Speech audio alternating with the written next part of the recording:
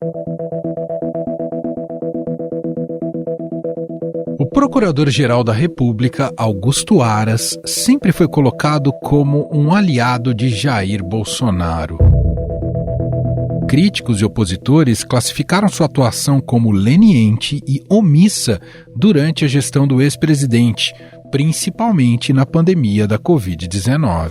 Senadores da CPI da Covid enviaram ao Supremo Tribunal Federal uma petição para que o Procurador-Geral da República, Augusto Aras, e a Vice-Procuradora-Geral da República, Lindora Araújo, sejam investigados por possível prevaricação. O requerimento foi feito após a Procuradoria-Geral da República pedir o arquivamento de 7 das 10 apurações instauradas na Corte contra o presidente Jair Bolsonaro e aliados do Planalto. A Procuradoria-Geral da República é a única entidade que pode oferecer denúncia contra um presidente. Até junho do ano passado, Augusto Aras e outros procuradores da República, como seu braço direito, a Lindora Araújo, já haviam arquivado mais de 100 pedidos de investigação contra Bolsonaro. O Procurador-Geral da República, Augusto Aras, pediu nesta quinta que o Supremo Tribunal Federal arquive o inquérito contra o presidente Jair Bolsonaro envolvendo o Tribunal Superior Eleitoral.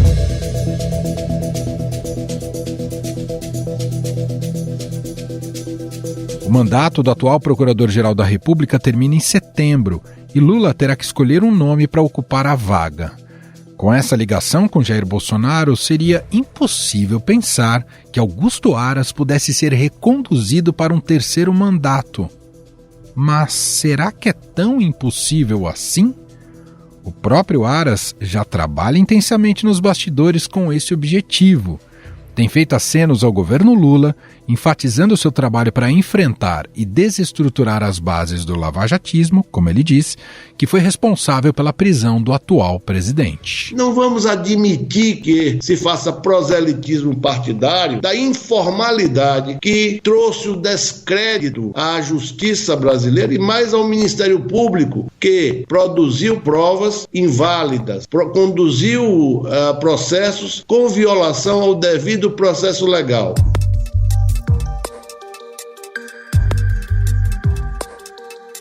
O movimento do PGR tem ficado evidente, sobretudo após manifestações contrárias ao senador Sérgio Moro e defendido uma investigação contra o ex-juiz baseada nas acusações do advogado Rodrigo Tacla Duran. Esse processo é uma vergonha para a justiça brasileira. Bem reconheceu Deltan Dallagnol nos pareceres que pela primeira vez a Interpol se negou a cumprir uma decisão, um alerta, pela parcialidade do senador agora. E tudo isso porque eu não cedi à extorsão.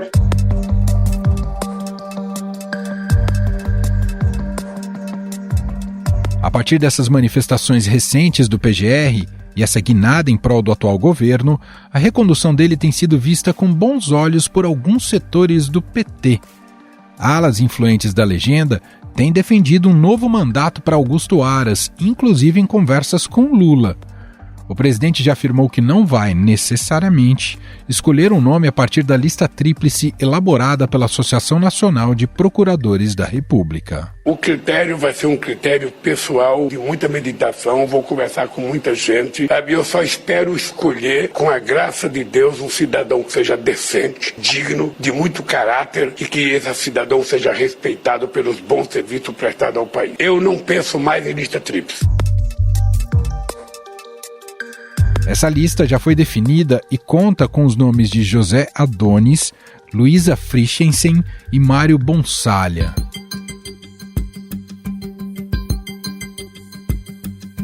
No entanto, há um grupo de apoiadores de Lula que avaliam a recondução de Augusto Aras como um desgaste político desnecessário para o presidente.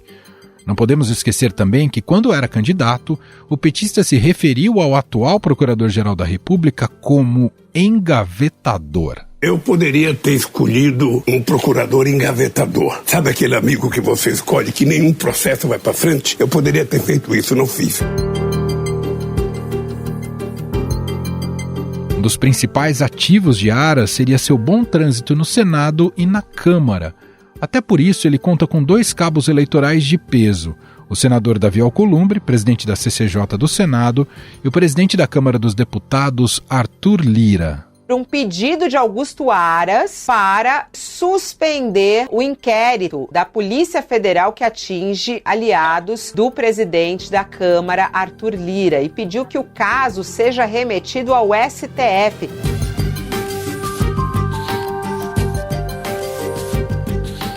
Há outros candidatos na disputa. O subprocurador Antônio Carlos Bigonha, crítico da atuação do Ministério Público na Lava Jato, é citado como um dos favoritos.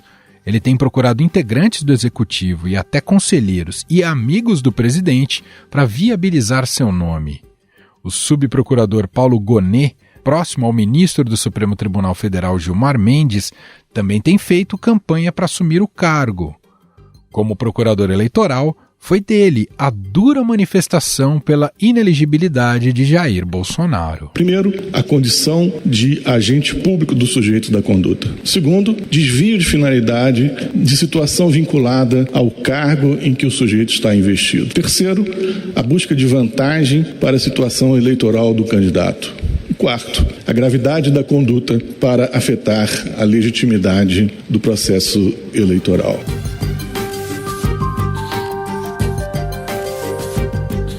Afinal, como Aras conseguiu se tornar uma opção viável para permanecer na PGR? Quais as chances do atual procurador ser reconduzido ao cargo? Quem analisa o caso e nos traz os bastidores dessa negociação é a colunista do Estadão e da Rádio Eldorado, Eliane Cantanhede. Oi, Eliane, tudo bem? Seja bem-vinda mais uma vez. Olá, Emanuel. Olá, ouvintes. É sempre um prazer estar aqui com vocês. Bom, Eliane, os principais trunfos de Augusto Aras para tentar permanecer no cargo são o antilavajatismo e a irrestrita lealdade. Podemos colocar assim, Eliane, ao chefe de plantão? É por aí que ele pode ser bem-sucedido? Pois é, né? O Augusto Aras, como bom baiano, bom conversador, ele tem bons contatos no Supremo, bons contatos à esquerda e à direita, e, na verdade, ele reúne 3 qualidades para disputar aí a recondução para a Procuradoria-Geral da República. 1, ele foi muito bom para o então presidente Jair Bolsonaro, né? Tudo que chegou lá contra o Bolsonaro foi engavetado ou arquivado. Ele também foi bom para o Centrão e foi bom para o PT. Por quê? Porque ele deflagrou o fim da Lava Jato, né? Foi abraço direito dele que foi até Curitiba, desarticulou o comando da Lava Jato, exigiu uma série de medidas para esvaziar o poder da Lava Jato de Curitiba, e foi daí que uma coisa veio atrás da outra no Supremo, no Ministério Público em Curitiba, até gerar uma cambalhota. Os donos da Lava Jato, né, o juiz Sérgio Moro, o então procurador Deltan Dallagnol, deram a cambalhota e passaram a ser o alvo. E aqueles todos que foram alvos da Lava Jato saíram todos da prisão. O último deles foi o Sérgio Cabral, ex-governador do Rio de Janeiro, que foi condenado a centenas de anos de prisão e não está mais preso. A gente falou aqui de alguns prós, né, algumas vantagens, você destacou algumas vantagens que tem o Augusto Aras para tentar essa recondução, mas há também alguns aspectos que pesam contra. Entre eles, Eliane, a percepção de boa parte da opinião pública que enxerga Aras como a personificação do bolsonarismo, ou o que há de pior do bolsonarismo. E aí queria te ouvir, como é que o Lula vai conseguir engolir isso e explicar isso para a sua base, Eliane? Pois é, para a sua base e para a sociedade brasileira, né? Porque, afinal das contas, o Lula teve um pouco mais da metade dos votos dos brasileiros e das brasileiras, e ele vai ter que explicar como é que é isso. Porque o Augusto Aras, por exemplo, ele pegou todo aquele enorme, imenso material da CPI da Covid, que tinha depoimentos, provas, documentos, tinha quebra de sigilos, etc. E arquivou tudo, engavetou, trancou lá na gaveta e disse que não tinha nada a investigar. Imagina se não tinha alguma coisa a investigar contra o então presidente Jair Bolsonaro, contra o então ministro da Saúde, o Eduardo Pazuello, contra a equipe do Ministério da Saúde, que deixou para lá a população de Manaus sem respirador, morrendo por falta de ar, que negociou vacinas fraudulentas por preços extraordinários. Então, se o Aras fez isso com o Bolsonaro, resta saber se ele fez isso porque era bolsonarista ou porque ele é a favor do presidente de plantão. Então, o próprio PT está muito dividido. A gente já teve o líder do governo Lula no Senado, o ex-governador, agora senador Jacques Wagner da Bahia, defendendo a recondução. Mas eu conheço muita gente dentro do governo e gente dentro do PT dizendo, ele foi, o Aras, super a favor do Bolsonaro, sabe? Como é que você vai fazer essa transposição do bolsonarismo para o lulismo e ele continuar engavetando tudo? Então é uma questão muito complexa. O Lula é um craque nesse tipo de tabuleiro, né? Ele é um enxadrista. Ele vai colocando as peças, puxa para cá, puxa para lá, mas ninguém é capaz de apostar nesse momento se ele vai ser capaz ou não de reconduzir o Aras. A melhor aposta é de que ele não vá reconduzir, mas isso é só uma aposta. E aí eu queria aproveitar a tua pergunta, Emanuel, para falar também um pouquinho sobre a questão ali do Supremo Tribunal Federal, porque a presidente do Supremo, Rosa Weber, vai deixar o cargo em setembro, porque ela completa 75 anos, e dos 11 ministros, você tem 2 mulheres. Além da Rosa Weber, tem a Carmen Lúcia. Se sai a Rosa Weber, vai ficar uma única mulher no Supremo e há uma pressão enorme para o Lula fazer uma ministra, indicar uma ministra para o lugar da Rosa Weber. Mas, olha, pelas informações que eu tenho de bastidor, o Lula não está nem aí para a questão de gênero, e aí eu até usei na minha coluna que saiu hoje no Estadão, que é o seguinte: entre uma nova mulher para o Supremo e um novo Zanin, que era o advogado dele, que agora está no Supremo, o Lula vai preferir um novo Zanin. E o nome que está mais cotado é o do Bruno Dantas, ministro do Tribunal de Contas da União, do TCU, e que tem apoio de ministros do próprio Supremo. Você vê uma influência que possa ser exercida pelo Supremo também nessa escolha do Lula, mesmo que nos bastidores, Eliane, para a escolha na recondução ali da PGR? Sim, porque o Lula gosta muito de ouvir, né? O Lula ouve muito. No fim, ele é que bate o martelo, ele é que decide, mas ele gosta muito de ouvir. E ele tem bons interlocutores no Supremo Tribunal Federal.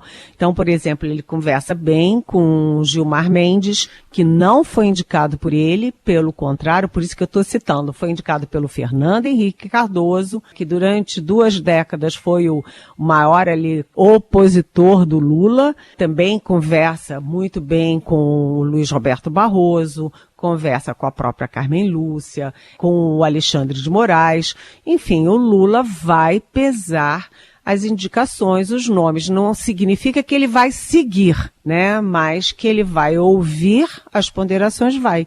E aí lá no Supremo o Bruno Dantas está em alta. Ele tem bons apoiadores, mas vamos ver como é que vai ser a pressão para que seja uma jurista mulher, porque isso também é muito forte e existe. Está na sociedade, e eu fico imaginando aqui que a Janja, que tem uma influência muito grande no ouvido do Lula, que a Janja esteja defendendo que seja uma mulher também. Então, vamos ver como é que o Lula escapa dessas pressões todas, né, Emanuel? Verdade. E quem se posicionou também a favor da recondução do Aras ali na PGR foi o presidente da Câmara dos Deputados, o Arthur Lira.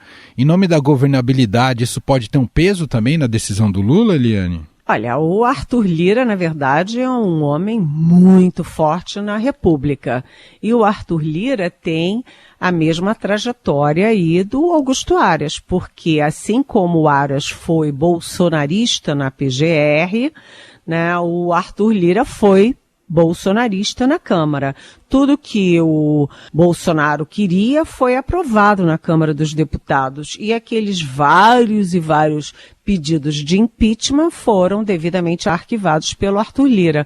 Então, na verdade, o Arthur Lira olha para o Aras, se vê no espelho e diz, olha, se eu estou aqui de novo na presidência da Câmara, por que não o Aras não ficar na PGR? Lembrando, mais uma vez, que o Aras foi quem detonou a Lava Jato e não apenas o Arthur Lira, mas o comando da Câmara, dos partidos e o próprio partido do Arthur Lira, o PP, né, eram alvos da coitada da falecida Lava Jato. Então, eles devem um pouquinho assim de favor para o Augusto Aras. Então, é conveniente, o Aras é conveniente. Agora, como é que o Lula vai explicar isso para a base dele, para metade do eleitorado brasileiro? Aí é mais complicado. Vou fechar aqui com uma última pergunta que tem conexão com isso que você acabou de comentar, Eliane. Foi o próprio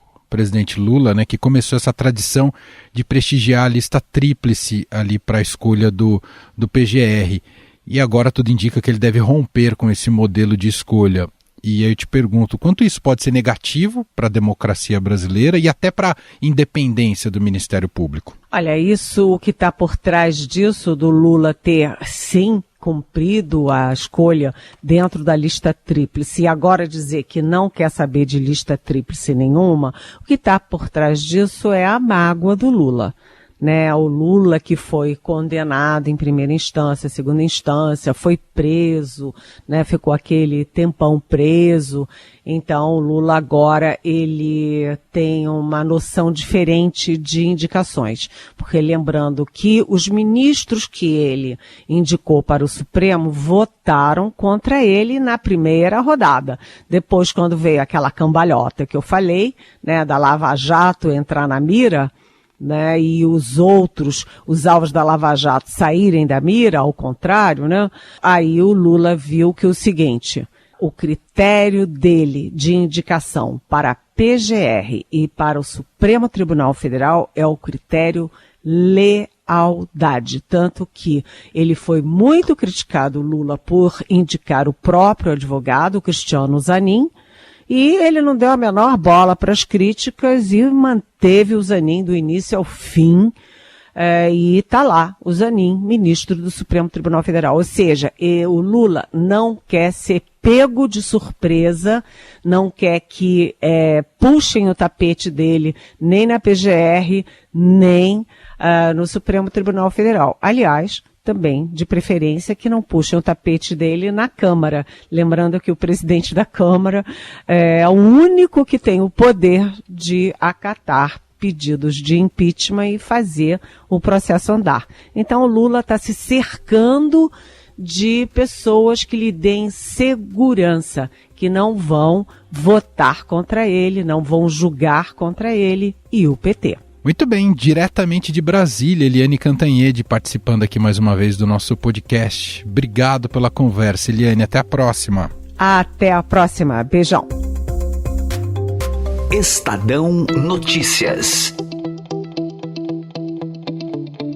E não perca hoje, neste feed aqui do Estadão Notícias, mais um episódio da série Cenários.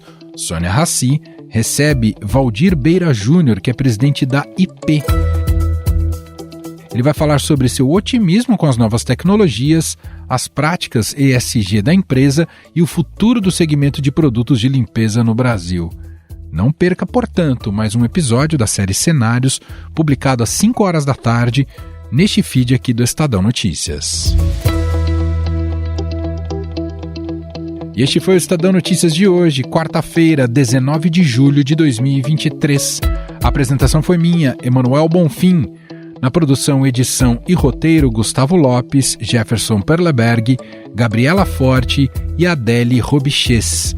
A montagem é de Moacir Biasi. E o nosso e-mail, podcast@estadão.com. Um abraço para você e até mais.